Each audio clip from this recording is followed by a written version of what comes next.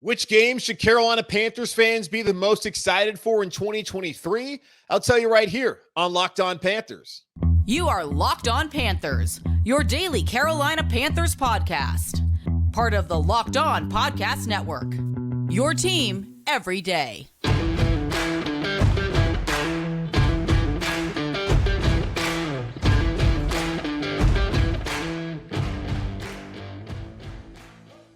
Welcome into another edition of the Locked On Panthers podcast, a part of the Locked On Podcast Network. I'm your host, as always, Julian Council, talking Carolina Panthers with you every Monday, Tuesday, Wednesday, Thursday, and Friday. Your team every day. That's our motto here, right here on the Locked On Podcast Network. Subscribe or follow for free on YouTube or wherever you listen to your favorite podcast. And be sure to follow me, Julian Council, on Twitter at Julian Council, where on Fridays, like today, I answer your weekly Friday mailbag questions. And if you did not get in a question for this week, shame on you. But next week, either at me or DM me and get those weekly Friday mailbag questions in. Let's go ahead and get right into it. The weekly Friday mailbag right here on Locked On Panthers, starting off with Alex, who says, by a strange coincidence, we are playing games this season against the teams that drafted all of the candidates we considered for the top pick. The Tennessee Titans, who have Will Levis, the Indianapolis Colts, who have Anthony Richardson, and the Houston Texans, who have CJ Stroud. Which of these games are you most excited for, and which games are you the most concerned about? Also, which of the four quarterbacks is most likely to actually be playing in the game? Now, shame on me. I should have waited to record the podcast until the schedule dropped, but I'm going to do another one. I think actually record it on Thursday evening following the schedule release. So I could have waited, but I'm going to the Knights game on Thursday, and I am not going to wait and do two podcasts when I get back, whenever that might be, Thursday evening. So of course, you guys are listening to this on Friday and you're not all that concerned. But it's important to have the context of when those games are going to be played in order for me to actually answer those questions. Right now, the Tennessee Titans starting quarterback is Ryan Tannehill. They can cut him if they want to. I don't know if they will and if they have the appetite to do that. They do have a new general manager in Rand Carthon, who comes over from San Francisco, and there's been talks that they were linked to Trey Lance. Now that they have drafted and traded up to get Will Levis in the second round, have a hard time seeing them taking Trey Lance. I would have rather gone with Trey Lance than Will Levis. That's just me. But Will Levis is there in Tennessee. Malik Willis, another player, Alex, that we talked about last week, who the Panthers, could they take him at 6? They didn't do it. No team took him in the first round. No team took him in the second round. Tennessee took him in the third round, where I believe they also traded up to get him. And we saw how he was virtually unplayable last season, to the point where Josh Dobbs was called off the street, Tennessee Vol legend, to start the last couple games as they were trying to salvage their season. He failed at it, unfortunately, not really on Josh Dobbs. He actually was okay in those games. But Jacksonville, Trevor Lawrence was just in a better situation and a better team. So you have that scenario. And also, like, Indianapolis, I don't know when that game's going to be played. I don't know when Houston's going to be played. Again, me recording right now, I don't have the context of when those games are going to be played. Hard to believe that Houston's not going to start CJ Stroud from day one. Now, Indianapolis, different situation. They can start Gardner Minshew. I believe Nick Foles is still up there. They can take their time with Anthony Richardson. But without knowing when those games are being played, I don't really know. And as long as Tannehill's on the roster, I would guess that he'd be the starting quarterback when the Panthers play him. But it's hard to really say, even if I knew when those games would be played, just because, like, not anything, but things could happen that could change the plans for those teams. And who's to say that Bryce Young is actually going to play in those games whenever they actually are played? I bet he will. Okay, so you also said, which of those games are you most excited about? Excited about Houston, because I look at that as a win and just a storyline of Panthers not taking CJ Stroud, who a lot of people felt like was going to be the favorite. He was the favorite once the Panthers traded up from 9-10, or 9-1 rather, on March 10th. FanDuel was saying he's the favorite. Everyone else in Vegas saying the favorite. He was the favorite. And a lot of the reporters were out there saying that the Panthers traded up to get CJ Stroud. Actually, in reality, they traded up to get Bryce Young. And they found clarity over the last month that led them to take Bryce Young with the number 1 overall pick in the draft a couple of weeks ago. So I'm excited for that game. I'm excited to see Anthony Richardson if he actually plays. If he doesn't, then it's Frank Reich versus Jim Irsay. And does Frank Reich even hold grudges? Doesn't seem to be that kind of guy at all. He went to seminary. So I would guess he probably doesn't. At least scripture tells him not to. Whether he practices that or not, I think he does. And then is there a game I'm concerned about? No, there's not a game I'm concerned about. Like on the schedule overall, maybe Miami, just because of the receivers they have and the cornerback situation still being kind of up in the air as far as like who's actually going to be healthy when they're going up against Jalen Waddle and Tyreek Hill. And I think I guess Chosen Anderson, not a threat. I think they added some other guys there with that offense. I guess that's the only game I'd be like kind of concerned about just because of who they have skill position wise. There's not a game I look at on the schedule where I'm like, oh man, I'm really concerned, especially when you're looking at those 3 games.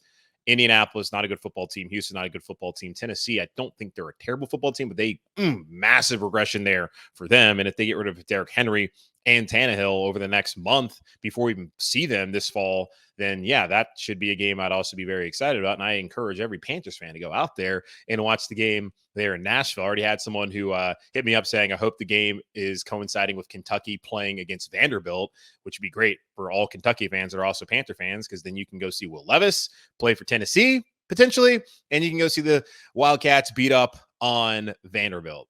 Okay, next question comes from Jake, who asked me, is Terrace Marshall our new number 1 wide receiver and we just don't know it yet?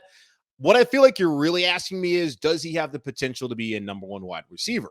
Going back to draft night in April of 2021, I did not look at Terrace Marshall as the guy who's going to come in and be that number 1. I also did not think in 2 years' time, DJ Moore would no longer be a Carolina Panther. That was never a reality or that I even thought would happen. But that is the reality that we're sitting in. I did not think Adam Thielen, DJ Chark, 2 years later would be the top 2 wide receivers in that room. Now, Terrace Marshall, I felt like was coming in to be the replacement to Robbie Anderson. I felt like either Robbie or Dante, one of those guys, was going to stay past the 2021 season as they were both going into contract years. Unfortunately, before the season, I think a big part of it was Matt Rule being the head coach. Actually, a massive part of it was Matt Rule being the head coach. And Robbie Anderson had a career year in 2020. He was given the contract extension, as we saw, did not work out for the Carolina Panthers. And he's just not that good of a player, or I don't know what happened to him the last 2 seasons. Hasn't been great. Now he's in Miami. Best of luck, especially in that deep wide receiver room getting on the field. But it's probably the best situation for him. He's also from down there, has a home there. I'm sure he'll be happier than he was here in Carolina when he was contemplating retirement about 11 months ago. But looking at it overall, I felt like Terrace Marshall, when they drafted him, was going to be the replacement to Robbie Anderson, that he would be the number 2 to DJ. And we saw that in the final 12 games of last season where he was that number 2. And he led the NFL in yards per reception in those final 12 weeks of the season. And he showed the potential that he has. Now, I don't think he's going to be a number 1 wide receiver in the NFL. He could be a de facto number 1 just because your wide receiver core is not very good. Like Adam Thielen's kind of de facto number 1 here in Carolina because the wide receiver core ain't that great, or there's some guys who have potential that just have not shown it just yet. And Chark has it. He's shown that he can be that player. It's just about staying healthy. Marshall has shown that he's got to have that potential. It's just about staying healthy and then taking that next step. He could be. I just would not bank on him ending up being that true number 1. When you think about the guy who was here before, DJ Moore, really good player, but he's not Stephon Diggs. He's not Nuke Hopkins. He's not Jamar Chase. He's not Justin Jefferson. He's not one of those infallible number 1 wide receivers. He wasn't even Steve Smith. Good player. Fantastic player that you want on your team, but he's someone who I would not consider even one of the top 10 wide receivers in the NFL. So you would want Terrace Marshall to be better than that. And I have a hard time seeing him be that good. While I still respect DJ Moore and think he's a good player, I just don't look at him as like, man, that guy is the scariest wide receiver in the NFL, or one of the scariest. Certainly not the case, in my opinion, from what we saw in Carolina, even though, again, really good player, just not on the same level of some of the guys I just mentioned there. Devontae Adams as well. Just, he's not that. All right, let's take a quick pause here on the show, and I'll come back and I will answer more of your weekly Friday mailbag questions right here on Locked On Panthers. Are you looking for a delicious snack but don't want all the sugar and calories? Then you need the best tasting protein bar ever built. If you're like me and you want to make healthier snack choices but you don't want to compromise on taste, I've got just the thing for you. Built Bars and Built Puffs. Built Bars are healthy and taste amazing. Seriously, they taste so amazing you won't think that they're good for you. So what makes Built Bars so good, you ask? Well, for starters, they are covered in 100% real dark chocolate. That's right, real chocolate on every single bar and puff. I'm not sure how Built does it, but these bars taste like a candy bar while maintaining amazing macros. And what's even better is that they are healthy for you. Only 130 calories and 4 grams of sugar with a whopping 17 grams of protein. And now you no longer need to wait around to get a box. For years, we've been talking about ordering your Built Bars at Built.com, which you can still do to order their specialty flavors, but now you can get them at your local Walmart or Sam's Club. That's right. Head to your nearest Walmart today, walk to the pharmacy section and grab yourself a box of Built Bars. And if you're close to a Sam's Club, run in and grab a 13-bar box of their hit flavors, Brownie Batter Puff and Churro Puff. You can thank me later. Let's get back into it. The Weekly Friday Mailbag right here on Locked On Panthers. Either at me or DM me over on Twitter at Julian Council to get in questions for next week's show. Over to Kendrick, and we got 2 Matt Corral questions here. Y'all just will not let go of Matt Corral, and I don't know what it is. To me, it's the stench of folks who jumped in the deep end last year around this time when the Panthers traded up for Matt Corral. Desperate move because they couldn't get that deal done with Baker Mayfield, which was awful. If Baker Mayfield got a full offseason, maybe things go better. The batted ball still happen. Hard to not believe that doesn't happen. And Ben McAdoo is still calling plays. I have to imagine maybe it looks a little bit better. Maybe, just maybe, but it was no good. They traded to get Matt Corral and immediately told you, yeah, it's going to take some time. He's not really here to compete. We just want him to get his footwork together, learn how to call plays in the huddle, and be able to manage everything. Because at Ole Miss, I'm not doing the things that we need him to do on Sundays. So, yeah, take a step back, take a deep breath, and calm down, fan base. That's what the organization was telling you. But still, people dove in head first, and we're like, yeah, Matt Corral is the savior. And Matt Corral, as we found out, is not the savior because Bryce Young is now here. He's not even the 3rd string or 2nd string quarterback because Andy Dalton is here. Despite all that, I'm still getting questions about Matt Corral, which I will gladly answer right now. One from Kendrick saying, I know his position after the draft is a little diminished. A little? But am I the only one who sees the great opportunity that Corral has before him? You're definitely not, because I get these questions literally every week. After having one of the worst coaching staffs in the league, he now gets to learn from one of the greatest collection of offensive minds the league has ever seen. Do you also see how 1 year with this staff can put him in position to become a functional, if not good player for his next franchise? So Sean Ryan was not a bad quarterback coach. Let's just go ahead and get that one out of the way. Not a bad quarterback coach. He was just working with bad quarterbacks. And Sam Darnold showed market improvement last year when he started those final 6 games. He's turned into a pumpkin in the end because that's just who Sam Darnold is. And I think he'll be a capable backup, just not somebody you want starting 6 games or really 4. But he's an okay player. I wish him the best of luck in San Francisco. Honestly, truly, really hope that he can have success somewhere, but it didn't work out in New York or here in Carolina. Wish him all the best. Now, the key thing you say there, can Matt Corral become a functional player? I talked to someone last week, and they told me that when they went down to training camp last year to go see Matt Corral, he was the worst quarterback they have ever seen in a training camp setting. The worst quarterback they had ever seen in training camp setting. And that actually checked out because when I watched him against Washington, he was bad.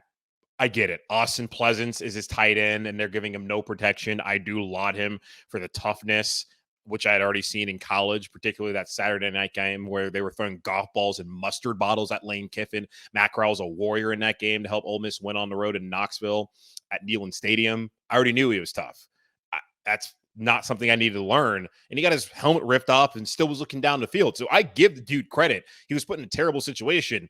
And because he was put in a bad situation, in part, that led to his injury. If he actually had protection and wasn't saddled with the 3rd and 4th stringers who were going to get cut the next day, then maybe Matt Corral doesn't suffer that foot injury. Maybe gets an opportunity last season. But from everything we saw, from everything I was told, Matt Corral just did not look like a guy who was anywhere close to being ready to play football. And there was also talk that leading up to the draft, part of the reason why teams weren't all that interested was that there's some thought from him that he was going to give up playing football. And you know, the NFL, these geeks are like, oh, well, if you don't love football, you don't eat, sleep, and drink football, we don't want you. Like how they talk about they want players from, you know, broken households because, oh, they can't go back. We got to have them because they're going to be focused, which is just the most disgusting thing about the NFL draft process. But I had heard about that about Matt Corral. And the whole punch was it Wayne Gretzky's kid? I don't really care about that. Some people, honestly, just need to be punched in their mouth.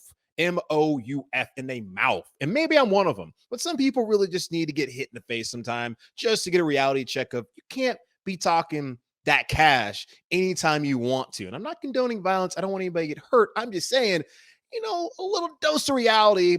Somebody, at times, people need that. And maybe the guy Matt Corral hit deserved it. But that's so far in the past. And I was in high school, could not care less about what happened there.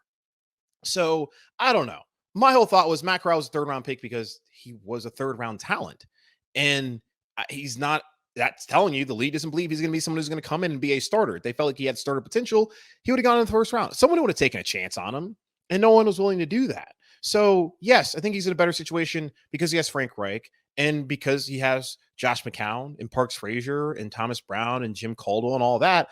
But their focus is on the guy they took number 1 overall. Their focus is not on developing Matt Corral.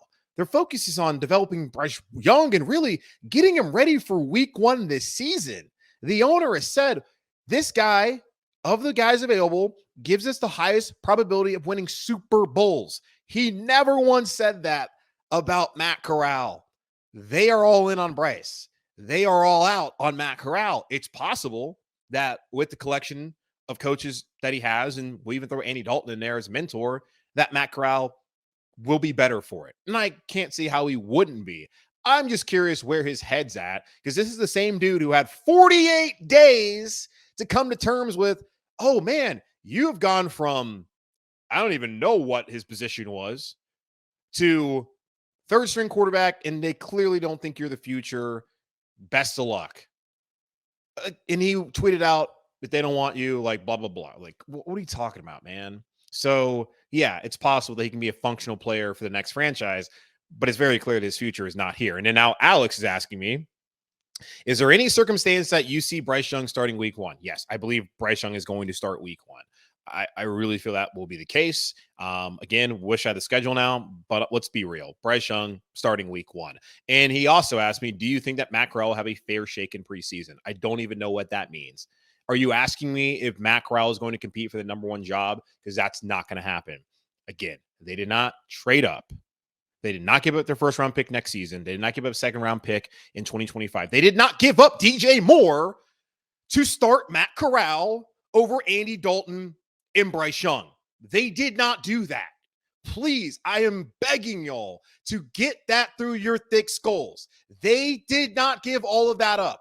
Tepper did not sit there and wax poetically about Bryce Young's answers about his preparation through the week at Bama and about how great of a kid he is and about the probability that he gives him to win Super Bowls, plural, to start Matt Corral over him and Andy Dalton. No, he's not going to get a fair shake. To start, he could get a fair shake to be on the roster, which at this point in time is the best case scenario for Matt Corral, that he will actually have a job in Carolina. But the thought that he's going to be a starter over Dalton and Bryce Young, get that out of your mind, people.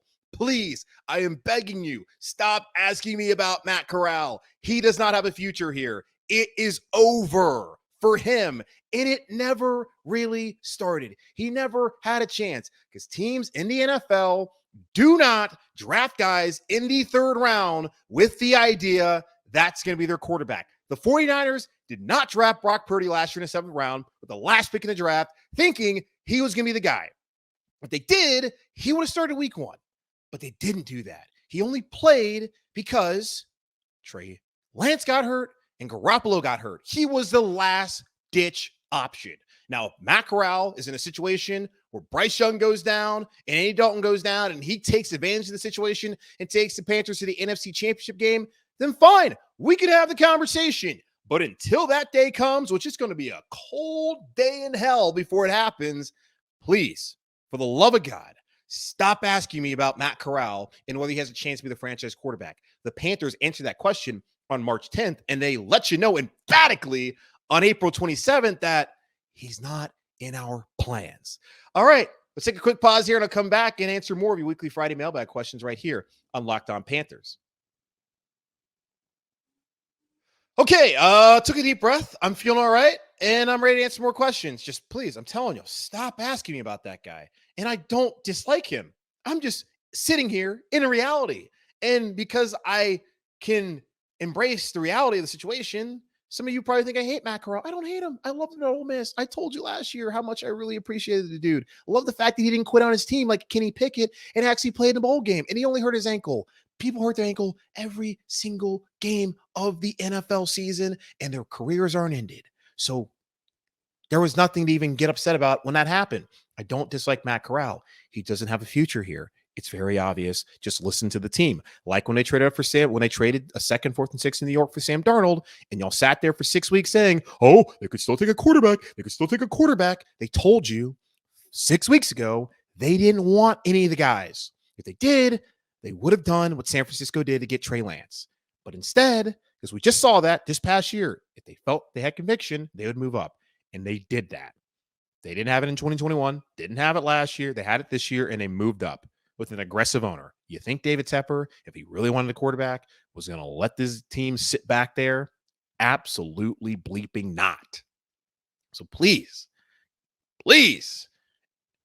open your eyes. All right, moving on. Bruce, with the Panthers drafting NC State guard Chandler Zavala, I think the Panthers are telling us that Brady Christensen is our swing tackle of the future. What do you think? Well, we know at least the near-term future that Cam Irving will be the swing tackle for the Carolina Panthers, which I think was a fantastic move. And it's hard to say Panthers, Cam Irving, and fantastic in the same sentence and thought process, but when you think of the role he's playing compared to the role he was brought in to play 2 years ago, it's a good move.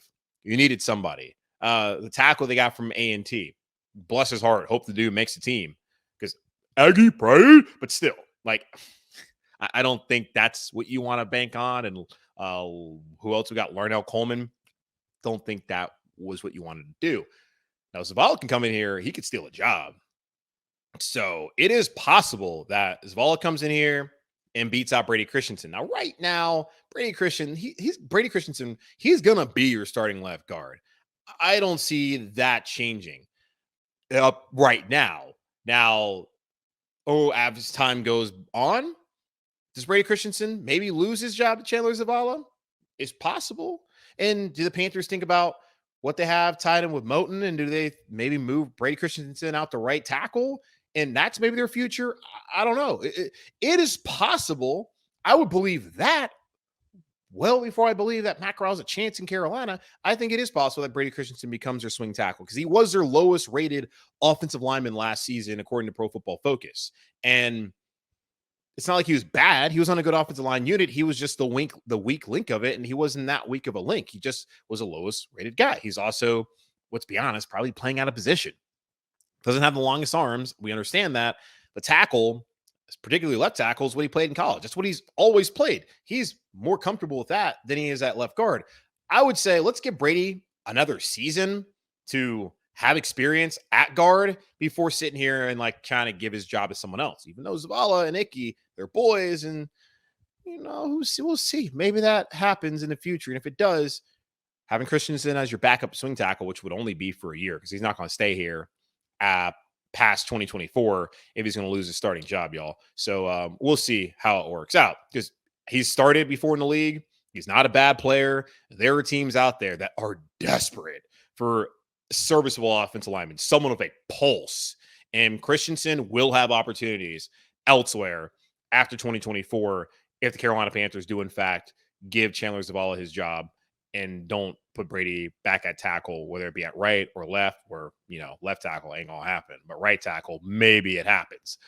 And finally from Kyle, who asked me, what do you feel most likely will happen to Bank of America Stadium, which it's still called that for now, renovations or a completely new stadium within Charlotte. So I did see reports last week that the Panthers and the city council, they were having some discussions about some $1.3 billion renovation or some craziness like that, that they want me, a citizen of Charlotte and living here in Mecklenburg County, to pay for, which it's just going to be what's going to happen. City councilmen, they're sheep.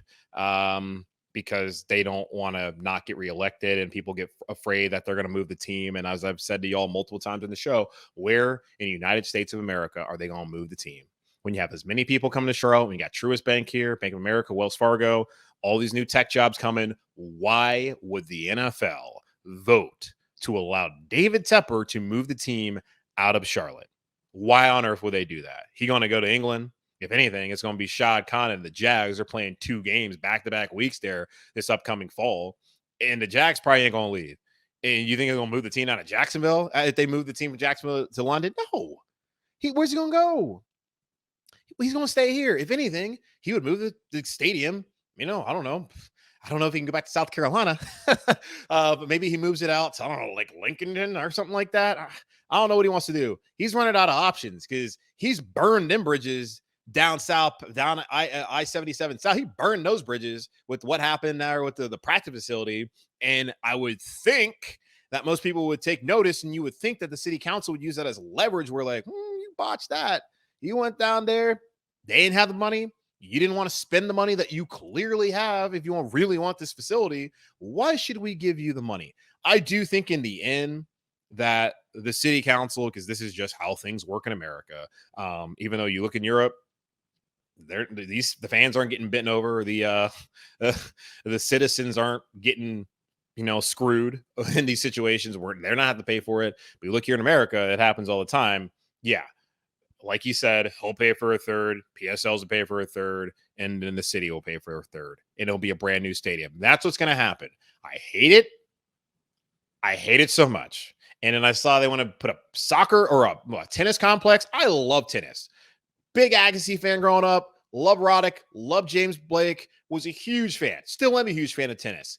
And I think it'd be great to have a tennis tournament. Even though I don't really love they're going to take the oldest tennis tournament in the country away from its founding city in Cincinnati and move it down here. But hey, that's what a billionaire wants to do. A billionaire is going to do what he's going to do. But it'd be cool to have that. I mean, but like how much you might even get more usage out of that tennis facility with the 2-week tournament and then all the other events that you can have there than you get at Bank of America Stadium. Because even when the soccer team has games like they're in a U.S. Open Cup and they're playing down at the Matthews Sportsplex. I know why, because logistically you need police, you need staff, concessions, all that kind of stuff. You need to know the dates well ahead of time in order to prepare for that. They can't really do it on like a week's notice. I get that. Maybe they had a smaller stadium, but there's even teams that have their own soccer stadiums that I think even have difficulty doing that in the first place. But like he has more games that he doesn't even put in that stadium because, they don't have that. They only have a couple concerts. We probably get more uses out of that tennis facility than we get the football stadium. So I'm just saying, I don't want to pay for it. I know I'm going to have to pay for it unless I move. And it's going to happen where it's not going to be renovations. Renovations don't really make a lot of sense. I mean, I'm totally fine with honestly, I would rather them do what they did to Hard Rock Stadium than put a dome over that. And Tepper said after the pandemic that he would want an open air stadium. Just do a retractable roof. It's not that difficult of a concept. I think that will be a new stadium. I'm cool with this one. Arrowhead seems to be just fine. There's other older stadiums seem to be doing just fine. I know Tepper told us about 2 years ago that, the building's going to fall down. If it's going to fall down, then why do you keep having people go in there if the structural integrity is in question? Oh, because it's not actually going to fall down and you're just being ridiculous. Yeah, well, new stadium. I'm going to have to pay for it. You might not, depending on where you live. All right, that's going to wrap up this spicy edition of the Weekly Friday Mailbag right here on Locked On Panthers. Here with you Monday, Tuesday, Wednesday, Thursday, and Friday. My name, of course, is Julian Council. Subscribe or follow for free on YouTube or wherever you listen to your favorite podcast. And join me next week on Friday by tweeting at me at Julian Council. Get those questions in at me or DM me for the Weekly Friday Mailbag. And coming up tomorrow, probably later on today, as this usually comes out 3 a.m. Eastern time, but midnight Pacific. That's using the podcast drops, and then YouTube on Fridays drops at 7 a.m. I'm thinking probably around 5 or 6 p.m. later on, you will see the podcast audio version and the video version there on YouTube, where I'll give my thoughts on the NFL schedule release, and that will also be used as Monday's episode because, well, I'm going to do that. Rookie minicamp going on this week. So hoping for a guest on Tuesday who can give me their thoughts on what they saw from rookie minicamp and, more importantly, what they saw from Bryce Young. So that coming up on Friday and sort of Monday and Monday as well, and then possibly on Tuesday. So stay tuned for all of that. In the meantime, be safe, be happy, be whole. As always, keep pounding. And I will talk to you later today /Monday /Saturday, Sunday, whenever you listen to it. Goodbye.